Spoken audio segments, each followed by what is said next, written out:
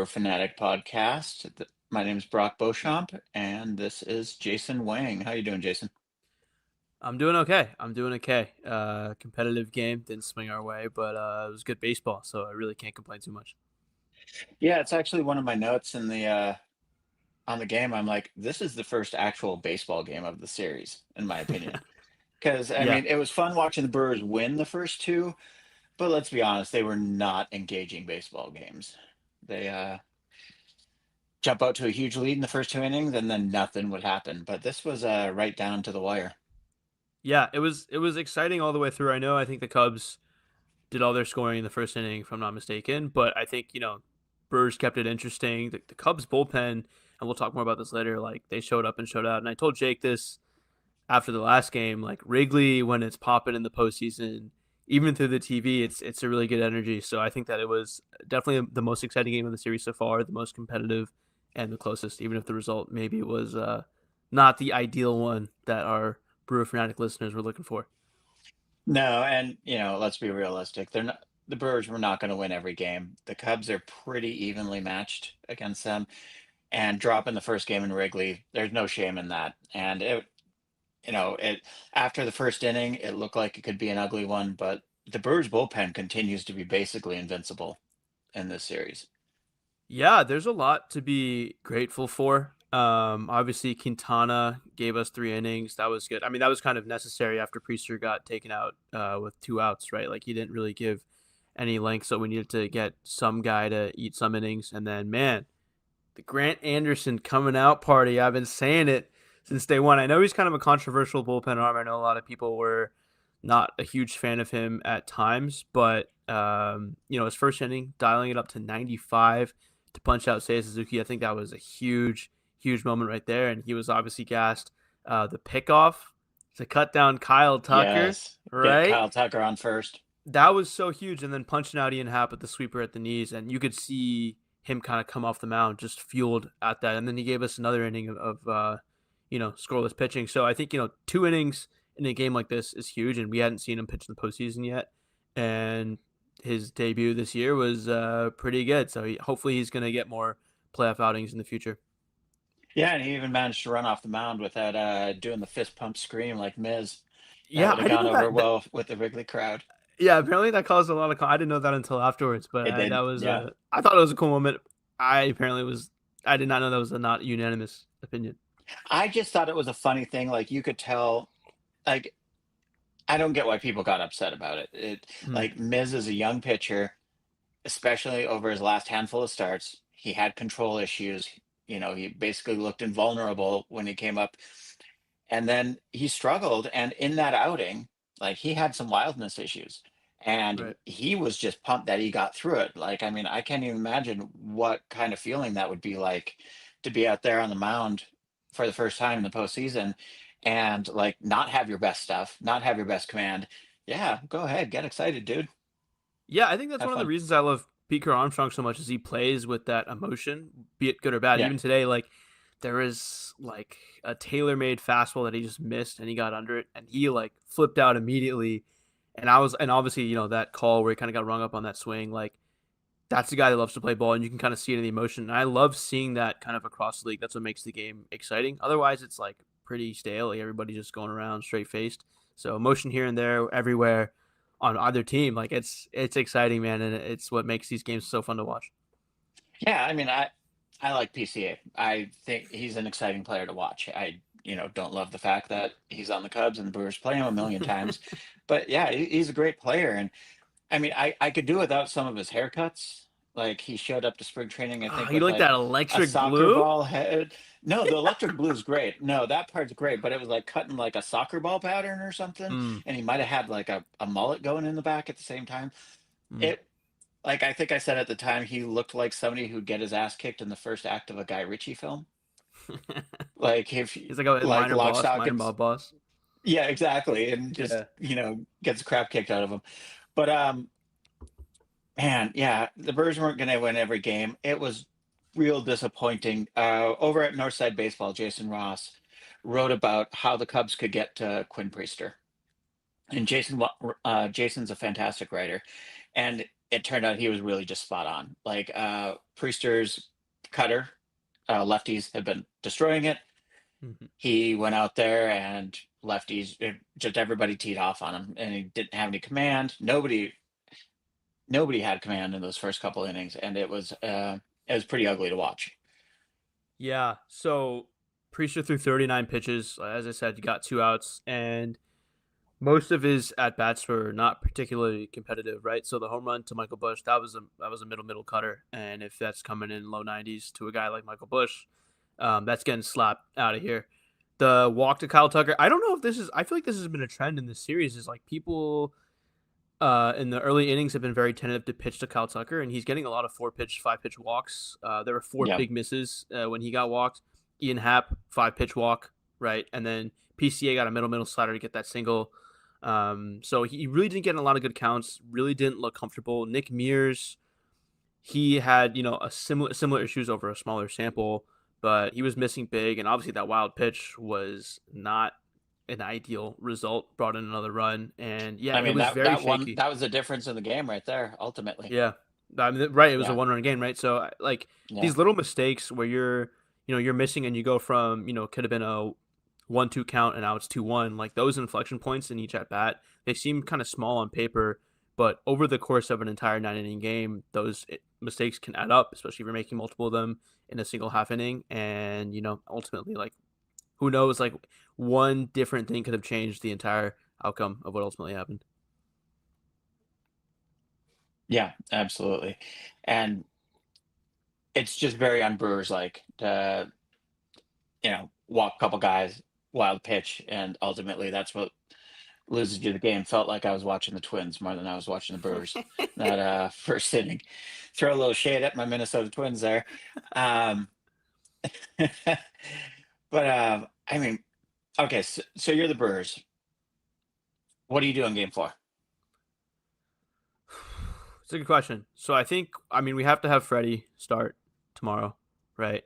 Yeah, I mean, Um, it's kind of a arrogant play not to have him pitch, yeah, because then you're basically saying, "Oh, well, we're saving him for game 1 of the of the NLCS." CS. Yeah, Um, so I think you have to throw him yeah, tomorrow, right? It's yeah. I think regular so. rust. I don't know who the Cubs are gonna trot out tomorrow. I don't know off the top of my head. I know a lot of the lineup construction today was very much predicated on the fact that Jameson Tyone is going to be the first righty starter that they'd seen because they saw Boyd in the first game, saw Shota Yeah, last shut up. game. So they got Lockridge and Bowers over Perkins and Vaughn respectively. Obviously, those guys eventually saw game time, but Matt Trublet had a piece about kind of what could have gone on behind the scenes to make that happen. I think a lot of it is going to depend on ultimately who the Cubs shot out. I think look, even though it wasn't pretty, I still think the Brewers honestly played pretty well over the course of the entire game. That's the reason it was close, despite falling to such a quick deficit. Yeah, And they locked it in eventually. And again, these arms that the Brewers are trotting out, they're not their A bullpen. Like we're not seeing Uribe every game. We're not seeing no, Miguel every game. And we have a lot of depth in a lot of different places in a lot of different positions. We saw like Joey Ortiz got subbed out today for a pinch hitting situation, and then we got Monasterio playing shortstop. So I don't. It seems like a lazy answer to say do more of the same, trust new stuff, trust in the gutsiness. Like there are again a few moments, a moment I want to talk about even that could have speaking of stuff that could have turned the game on its head. Caleb Durbin in that rundown, people on Twitter yeah. were saying like if he just like If he if dives, yeah he if he scores. put He his absolutely life on the scores. line to a Tagovailoa style and just said I'm going head first, baby, let's see what happens. Maybe he could have scored because Matt Shaw bobbled the ball. That could have tied it up. Who knows what could have happened momentum wise. So I don't think the Brewers are making so many mistakes where it was like, wow, they're just completely outclassed and they're looking lazy. I think it was just a lot of those small errors that ended up kind of, costing them. Yeah, and really, honestly, the errors were in the first inning almost exclusively. Like, you have a normal first inning, maybe the Cubs score one, PCA doesn't get the hit, doesn't tack on there, wild pitch, whatever happens, the Brewers play a pretty conventional low scoring game. They have traffic on the bases. They had a lot more traffic on the bases than the Cubs did as the Mhm. game went along. They were playing Brewers baseball. It just wasn't enough to overcome that really, let's just be honest, atrocious first inning. I mean, it was just really bad across the board. Right. And this is playoff baseball, one inning where you just make a couple mistakes that seem kind of relatively minor early in the game. That's the game. That's what ends up, giving you the L. Yeah. And I'll also say there were two factors that we talked about after the last two games that we finally got to see how they shaped up. One of them is, playing in Wrigley, enemy territory, different ballpark dimensions. You got the wind, you got the crowd. And the other one that's probably more important is we hadn't really seen the full might of the Cubs bullpen until this game. This is the first game we saw Pomeranz, Palencia, Thielbar, and Keller all kind of coming out. Yeah. Obviously, those guys are, they've now thrown. Not all four of them will be available tomorrow or in the next game. So again, like if like if they aren't able to really muster their A team of reliever arms and they get a couple weaknesses, I mean, we saw they took advantage of Andrew Kittredge. Like that's where I was like, Yeah. this might be the move here. That eighth inning had me really excited. There was a lot of really good stuff happening offensively. It's just like, tough to end it Y- with the You bases just couldn't loaded. get that one extra hit, and that's baseball. Yeah, That's when the Babbitt gods frown upon you, and you're like, right. no, you're done.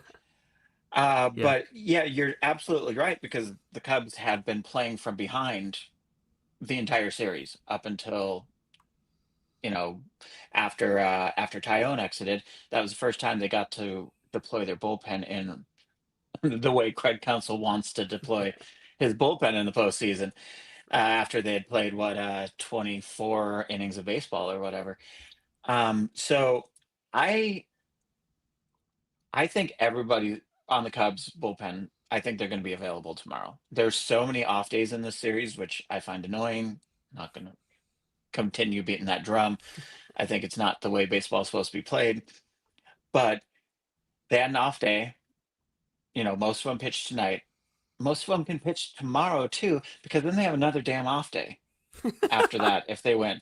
So, you're asking your best guys to do a back to back, and that's it, with everybody gets a rest day the next day. Mhm. And again, Major League Baseball, I think, continues to screw up their scheduling. I just don't agree. I But sorry, go ahead. I was just gonna bring up the first 3 innings of the game. Hmm. That was some of the worst pace of baseball I've seen in a while. Like the first inning took 50 minutes, I think, right around there. Hmm. Took forever. And I was just sitting there thinking, oh my God, how unwatchable would this be without the pitch clock? Like to Yeah, have this kind of inning and then not have the pitch clock. Anyone right. who's against the pitch clock is insane.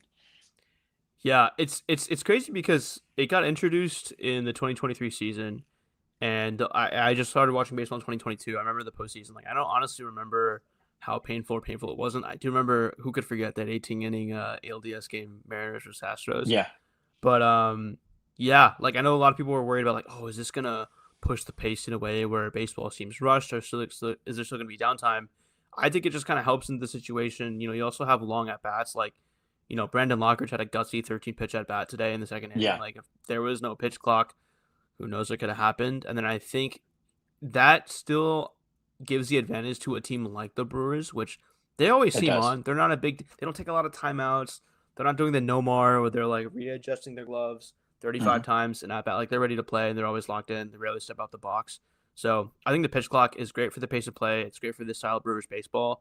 And overall, as a fan, I think it's just been on the up and up. Hopefully, ABS will kind of have similar benefits. Yeah, and that's a really good point to bring it back to the Brewers is that kind of Lockridge at bat really plays into the Brewers style where, in 2022 or whatever, in a postseason PA like that, the pitcher is going to be circling the mound. They're going to be taking, you know, 30, 40 seconds in between pitches because they're like, I'm tired. This guy just will not stop connecting with the ball, but the pitcher would give themselves all the time they needed in between pitches. But with this new clock, the Brewers are like, I'm going to keep following pitches off, but you have to get up there and you have to be ready to pitch 14 seconds later again. I think it's just a much better form of baseball. What won me over on the pitch clock entirely was during COVID. I went back and watched a bunch of World Series games from when I grew up in the 80s and early 90s. And like the pace of baseball we see right now is the pace that every game was played back then. That's just how baseball was played. Mhm. The batters wouldn't step out of the box. The pitchers wouldn't circle the mound. They just get up and throw again. And watching those first two innings of this game, I was like, oh God, I hated this form of baseball so much. I'm so glad it's gone because it just felt interminable. Yeah. Yeah, yeah. I just don't have a lot to say about this game. It was overall, other than that first inning, it was a pretty clean game. The Brewers did not play badly. They had traffic on the bases. They just, you're playing in Wrigley. If you're relying on stringing together four hits especially against the uh, A-level Cubs bullpen, it's going to be hard to get that additional hit and knock two runs in. Which who was it who ended the eighth? For the Cubs pitching. No, Brewers. Who was it? Perkins who struck out? Yeah, yeah, I think so. Yeah, Perkins struck out. Yeah, and that's just how it goes. I mean, to come back, try to get them tomorrow. This is much more of the style of game I expected to see coming into this series, where it's like Yeah. two teams that are going to be 1-2 runs apart. It's going to be relatively low scoring, but everybody's going to be in it right till the end. Yeah, and kind of what you said, the Brewers did not play badly. The fourth and the eighth inning were the signs of life that we got from this team. They were our best chances for the Brewers to kind of really pull ahead. And it was good stuff. In the fourth inning, there were three singles, and that was kind of what set up Durbin on third base. And obviously, the Cubs got out of it, but they never really took the pressure off. The eighth inning, like Churio got the leadoff double, aggressive swing first pitch, I think it was, and like Yeah, it in. I couldn't stop thinking about the Bryce Terang at bat because it's very rare that we see any Milwaukee hitters look lost at the plate, and Terang looked. I'm a big Bryce Terang fan. He looked very lost. That first swing was one of those things where it was like you want to hold it back 60% of the way through. You want to check your swing, but then you're like, oh, but that would kind of take effort, so I'll just like lazily finish it in a way that kind of looks like I'm just taking a super lazy hack in the cages somewhere at age 9. And then he just got completely cut up. And then Contreras follows it up, great at bat, gets down to a 1-2, works into a walk, and he shows that energy. He's like, let's get it going. yeah, And then again, you load the bases and you punch out. That's to be expected because of how good again these high leverage late inning Cubs relievers are. And I think it's just a testament to like, again, I was talking to Jake about this in the past. Like the Brewers, when they get behind sixth, seventh, eighth inning, they seem to give up. Like last year and the year before, where it's just kind of like, oh, what happened to like, let's just go next. Like let's just get to the hotel early, get some pay per view.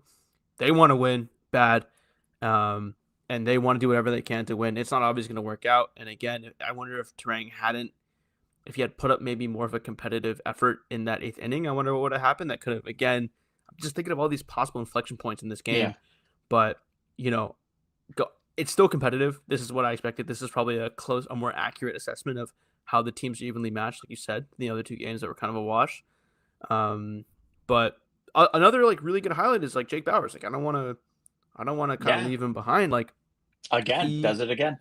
right? He got the start as a lefty over Vaughn, who's been really good. 2 hits, 2 RBI, homers against the first right-handed pitcher he saw in Kittredge. Tank. He's it's just an interesting part of the scene. That whole first base, like I don't want to say Three Stooges because they're three really good players, but like Reese Hoskins, Bowers, and Andrew Vaughn, like they've all kind of found their own personal ways to contribute to Uh, the team over the course of the regular season, and it's kind of how it's going in the postseason as well. yeah, it's like the island of misfit toys over there or whatever from where it's like, okay, yeah, Jake Bowers and Andrew Vaughn are good and they're your first baseman. Sure, why not? You're a 97 win team. Yeah, This all I, makes I sense. I don't know if Jake gave to foresight. He was like, "Oh, do you think we're gonna start Bowers at first base or in the outfield?" He's like, I think he's gonna get the start against Tyone," and I was like, "I don't know, maybe." I'm not like super sold. And not only does he get the start, he makes the most out of it, and I'm just proud of him again. I'm gonna say it again: Yankees legend Jake Bowers, two-way player Jake Bowers. Absolutely. Yeah. You're getting production from very unexpected parts of this lineup every day. Yeah, and that's what makes them so fun to watch is well, you have Ortiz, but other than Ortiz, there aren't really any black holes in the lineup. And at various points, almost everyone has stepped up and been, you know, an A-level contributor to the team's success. And their bench is incredibly deep with a bunch of people who you're like, Isaac Collins, really? Okay, sure. Um, and yeah, it's just a really fun team that just didn't have its best night and pick it up. And I was a little bit worried based on the first two games you were talking about giving up and, going going to the hotel for pay-per-view. After the Brewers got out to those big leads, the Cubs just shut them down in the first two games. And when the Cubs jumped out to that 4-1 lead, I was like, "Oh, is this gonna be more of the same? Are the Cubs just gonna just mow through the Brewers?" And the Brewers didn't have a big inning. They didn't like just storm back. They chipped away and they gave themselves opportunity after opportunity. And that's that's a winning formula over 162 games. It's how the Brewers got 97 wins. It just Mhm. wasn't quite enough tonight. Yeah. Speaking of the lineup and kind of the unexpected characters in it today, I was curious if you had any thoughts on the way that Murphy managed the pitching situation throughout the nine.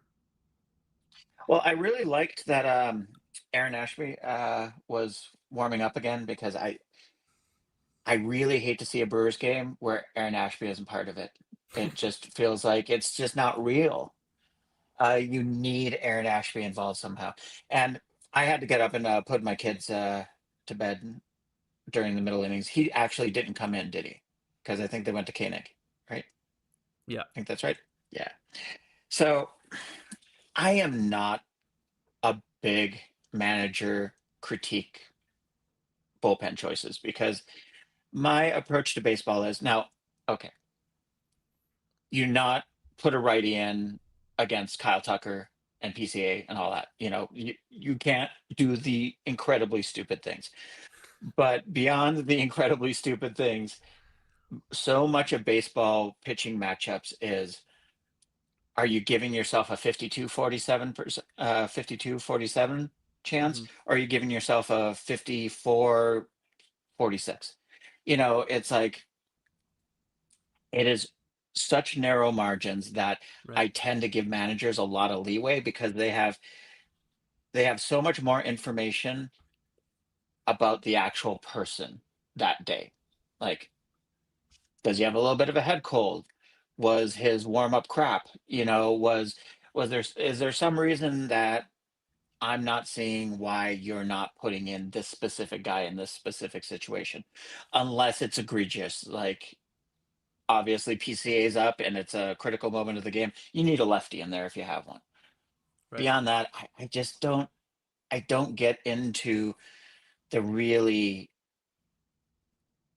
oh, well, this was the right answer in this particular bullpen situation. I just don't feel as an outsider I have the information to say that. So I mean, overall, his bullpen management today, fine. Nothing stood out as terrible, but uh what's your take on it?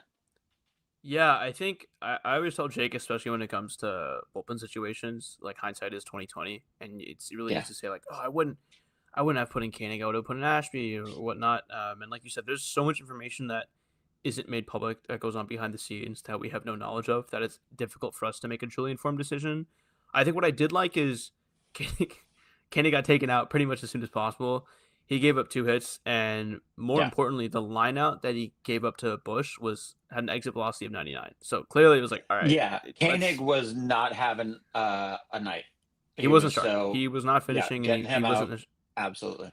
Yeah, and then, Chad Patrick, man, thank God for all the guys in this bullpen that can give you multiple innings, no problem. Chad Patrick, gross stuff again today, just looking really good. When he didn't get the call on that cutter outside Ian Happ, and he was kind of like, what happened? And then he got on a whiff on a slurve. I was like, oh, okay, Yeah. he wanted it the hard way. I see how it is. But yeah, like I think that it was the Brewers have a very interesting bullpen mix because it's like pretty even across the board. It's not skewed. It's not like you have two guys that are just like the best relievers ever and then a bunch of other like 50-50 arms.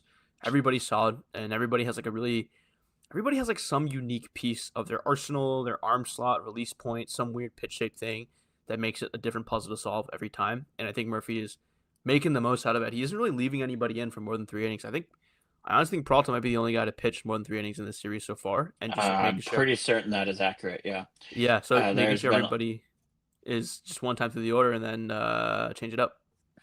and one of the really interesting things that I wasn't sure about heading into this postseason about the Brewers is, you know, their rotation. It was good in some ways. It was extremely good, but you didn't have the utmost faith in Quinn Priester, for example, to pitch you. And as today turned out, for good reason, you did not trust Quinn Priester. You also had a ton of starts from Chad Patrick. You had Jacob Mizorowski. You had so many guys who had gone through the rotation during the season, but none of them outside of Peralta were standout guys where you're like, this guy absolutely has to start, game two or whatever. It wasn't there's not a clear indicator of who you should absolutely go with to start a game in a situation. The secondary dangerous part of that is you can't take these guys, Jacob Mizorowski, who has started basically the entire season, and then put him in the bullpen and be like, yeah, throw 104, everything will be great.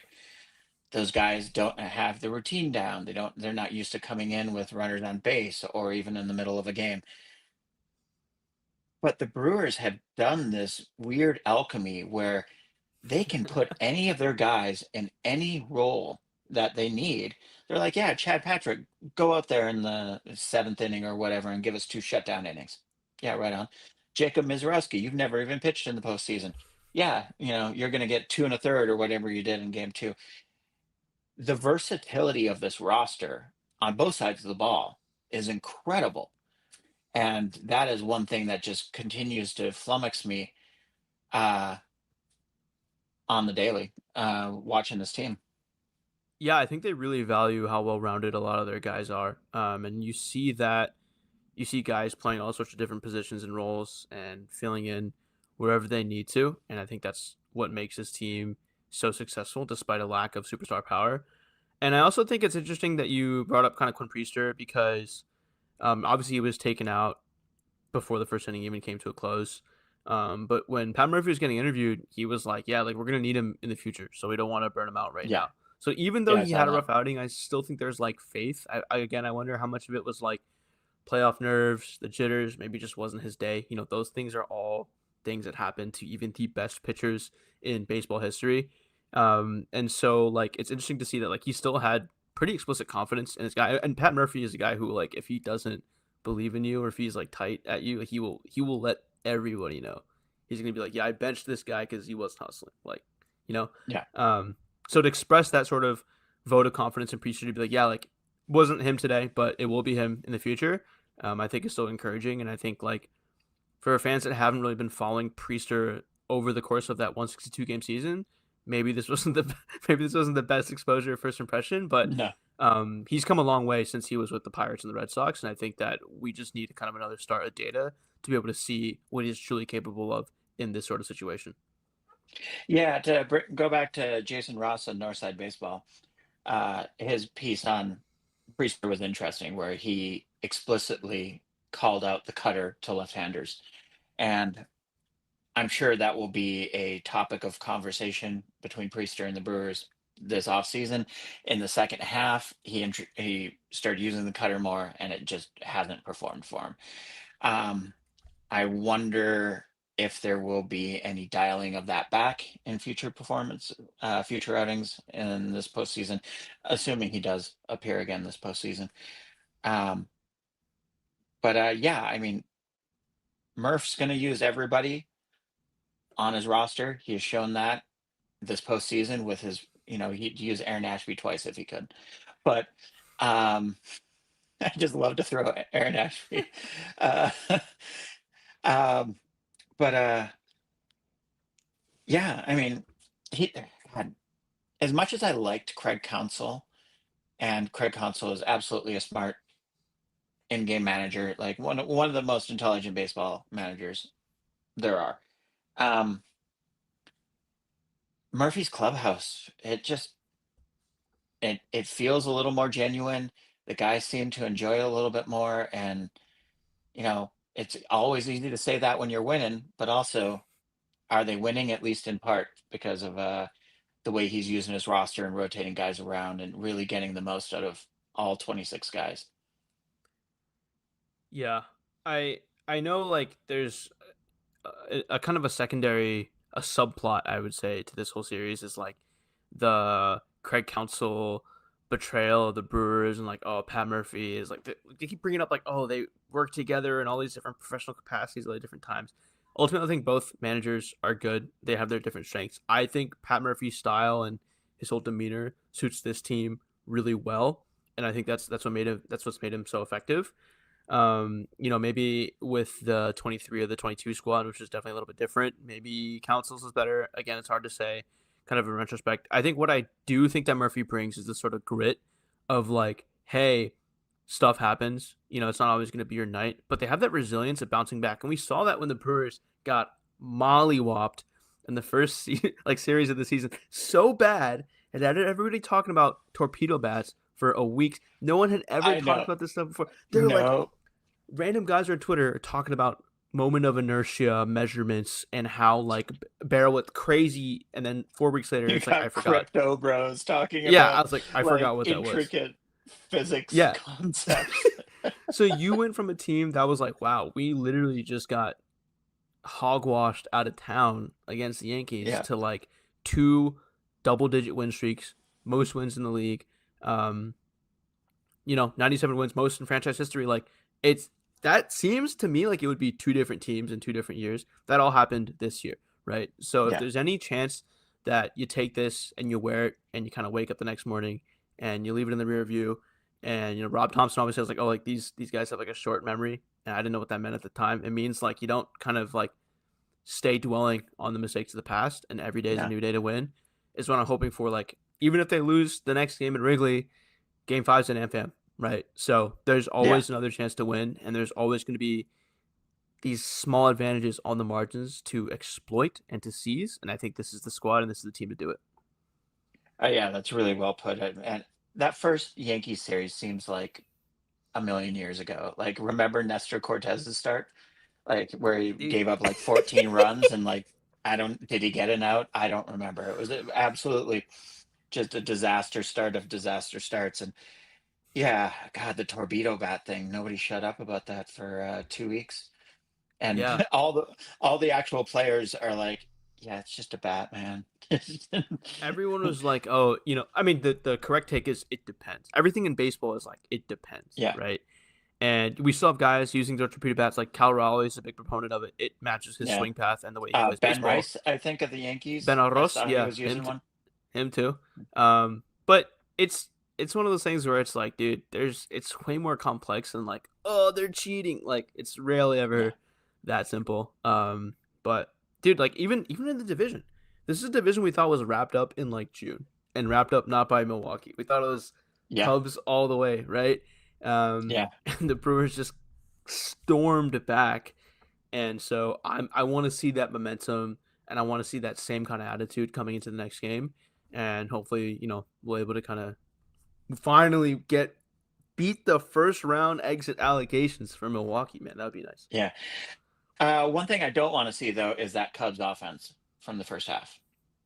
Oof. That can stay away because I that offense was terrifying. I mean that might have been the best offense in baseball. Like it was like Dodgers level good Yeah. for the first couple of months of the season when you had Kyle Tucker being his typical 150 WRC plus guy.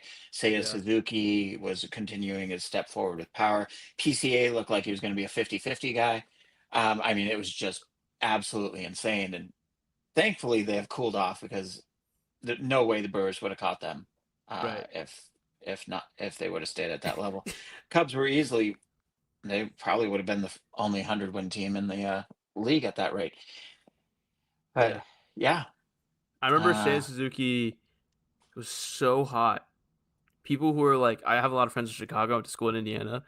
They're like, dude, this guy's like kind of Otani. This Japanese dude in Chicago is pretty good. And I was like, yeah, he's been here for what? First of all, bat completely different, this is totally different, fourth not even year. close. Like I can't even explain the differences. But yeah, he was scorching. PCA was gonna have like a 35 WAR season, just doing everything. Yes. And Yep. yeah, they cooled off. But again, this is something that we talked about heading into this series. That lineup still a bit of a murderer's row. Like Bush, It can be. Yep. Tucker, Suzuki, power guys, right? This is not the stuff that the Brewers have. Guys that can tank stuff, even with the wind blowing in, they're able to hit stuff out of the park, and that's something that you kind of have to pitch around and be careful with, because they're going to punish your mistakes. One thing I'm legit concerned about, is the Cubs offense turning back into that beast they were in the first couple months. But Kyle Tucker does not have an extra base hit in the postseason yet. Yeah. And damn, man, let's hope it stays that way. But if that guy starts getting into a couple, uh, we'll probably be looking at a game five. And I just absolutely do not want a game five. Wrap this up in four, move on, prepare for what looks like the Dodgers. Hmm. But who knows? The Phillies can punch back a little bit and see if they can do something. Yeah, I think Tucker is playing at like 60, 70%. I mean, you saw that on the Yeah, pickoff. Like he's he doesn't move that bad. Like he do that what is an was he athletic individual. doing in that pickoff? Like he He just like decided, I'm just gonna start running, bro. You're he like, took a lead, Kyle, but where are you going, bro? he was moving at Miguel Cabrera pace in that final year versus like Miguel Cabrera on the Marlins pace. And I think again, he wasn't out by much. It wasn't like 14 No. steps. It was close. So if he had been a little bit more explosive, a little bit stringier, he would have gotten back. And that's something that hopefully the team's going to take more advantage of. And I'd like to see them pitch to him more aggressively because even if you're injured, it's not if you take five terrible pitches, you're still going to make it to first base. But you're right. I think that he is limited in his power production. That's a storyline that Cubs fans are familiar with in the latter half of the season. That's why he Yeah, got he benched for a hasn't little bit. hit in 2 months or so. It's like Right. especially if you're still in Wrigley and the wind is blowing in like it is tonight. Hmm. It's like, yeah, pitch to Kyle Tucker, do it. I Yeah. mean, yeah, he might do damage to you, but based on what we've seen over, a 60-day sample, which is not insignificant, uh, he's not going to do damage to you. And the one way he is doing damage is drawing walks and Being get smart. reaching first. Yep. So Yep. don't let him do that. Take that away from him, make him beat you. Right. But I mean, so you'd start Peralta tomorrow.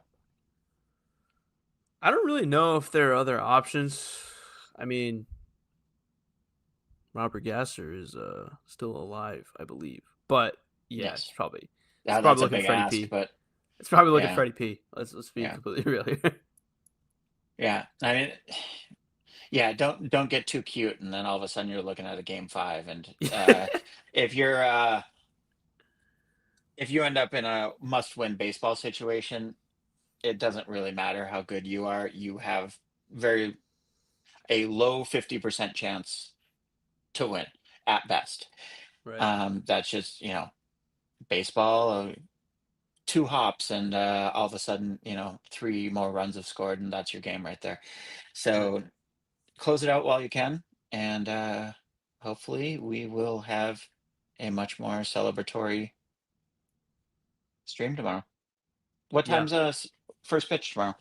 Have you looked? 6:08 p.m. Pacific. 6:08 p.m. Oh, 6:08 Pacific. I think so. Oh, damn, that sucks. Okay, fair Appealing enough. to the West Coast audiences.